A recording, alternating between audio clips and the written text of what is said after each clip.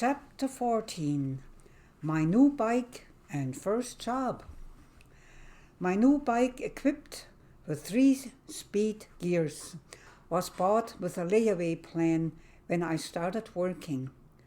Mama's bike was an old, uncomfortable clunker, which I also had used before.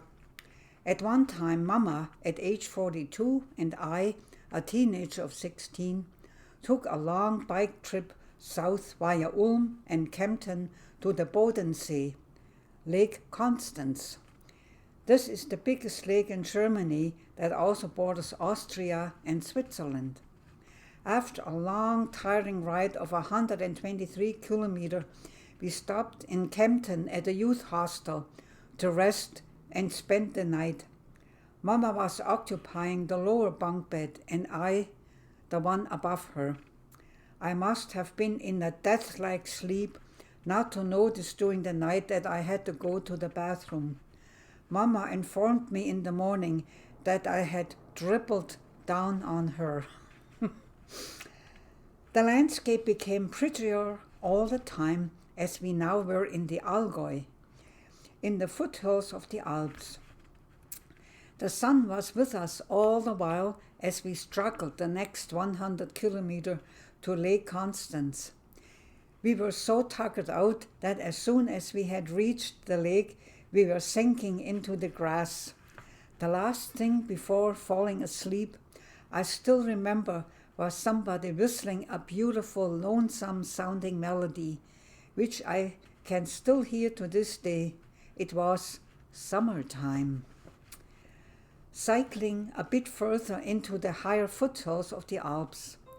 The scenery was magnificent. On an uphill stretch, I had a flat tire. There were many bicycling youths on the roads for vacation. Helpfully, a few teenagers came along and promptly fixed the problem. On we went towards Oberstdorf, right in the mountains. What a glorious location. But this trip was very strenuous, and eventually we decided to turn around and do fewer kilometers a day, sleeping in more youth hostels on the way. Today I really can appreciate the excellent shape Mama was in for her age. The old clunker had no gears. I needed a job. It was 1950 and public school was over in less than a year, and it was time to look for a job. Mama had become the dressmaker of the owner's wife of the big Württembergische cartoon manufacturer. This finally was a secure, steady job. This factory printed patterns on cotton cloth. Since I always was good in art, I hoped that I could get a job as a print designer there.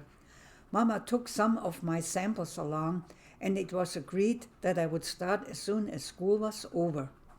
However, when the time came, the place that had employed over 1,000 people went bankrupt. Really? There was talk that the operations were moved to poor countries. Yes, in poor countries, people work for next to nothing. Profits, profits, profits. So, at age 14, I went out on my own to look for a job. The jobs available were either factory jobs, sales in grocery stores, and one in a bookstore. This one was of interest to me, as I always liked reading. I applied there and got the position. It was called the Schlossbuchhandlung Reinhardt, Castle Bookstore Reinhardt. As its location was right below the castle up on the cliff, I still remember that I wore a red skirt and matching jacket Mama and Fence Oma had sewed for me. My duties in the store were familiarizing myself with the books and sell them, and do window dressing, as my boss liked my artistic ideas. Upstairs was a library, much to my liking. In the morning I had to make a fire in the Canon stove in the back corner of the store, and do dusting. In winter, the wife of my boss and I carried the big Persian carpet from their living room across the street into the lawn area of St. Paul's Church. There it was laid upside down in the snow, and with Teppichklopfers, rug beaters, we beat the dust out of the carpet. No vacuum cleaners. This simple method worked fine. The proof was in the pudding, as the snow was a dark gray after we rolled up the carpet and took it away. I guess that made me a girl Friday. 2 days of the week were school days, Fortbildungsschule, where I was learning some simple bookkeeping, typing, some shorthand, which I was never good at, and in general how to run a store, including customer relations. Every morning I had to bring the proceeds of the previous day's sales to the bank and bring back a portion of it.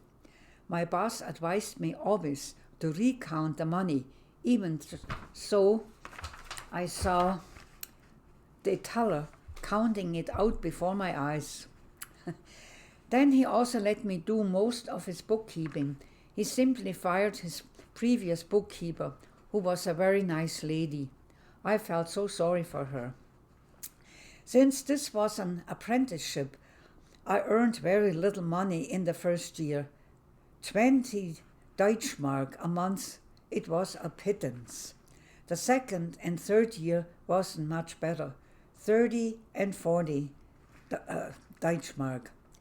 Every penny I made therefore went into the family pot.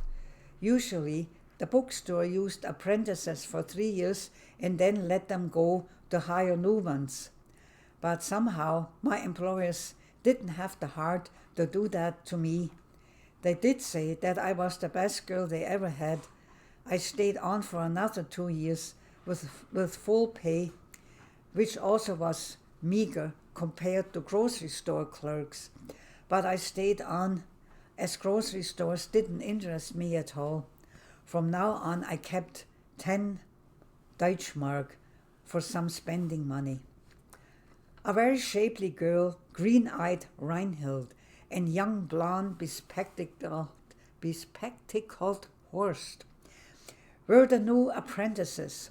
One day there was the sound of a big crash upstairs.